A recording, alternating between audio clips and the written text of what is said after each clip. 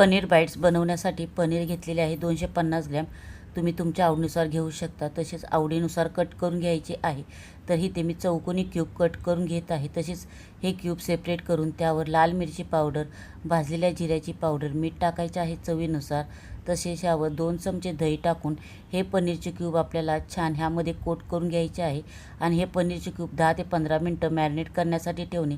10 ते 15 मिनटानंतर वरीचे पीठ 1 चमचा, साबुदाण्याचे पीठ 1 चमचा, तसेच ह्या पिठापुरतेच मीठ घेऊन त्यावर काश्मीरी मिरची पावडर टाकायची आहे. रंगासाठी छान हे मिरची पावडर, मीठ छान ह्या पिठामध्ये घुळून झाल्यानंतर मॅरिनेट केलेले पनीरचे तुकडे ह्यामध्ये छान कोट करून घ्यायचे आहे.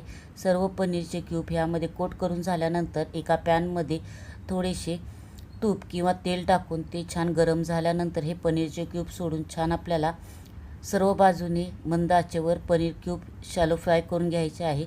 हे पनीरचे क्यूब तुम्ही एअर फ्रायमध्येही बनवू शकता. त्याची जर रेसिपी तुम्हाला पाहिजे असेल तर प्लीज कमेंट करून सांगा. नक्की तो व्हिडिओ शेअर करीन. आपले पनीर बाईट्स तयार आहे. नक्की ट्राय करा. थँक्यू.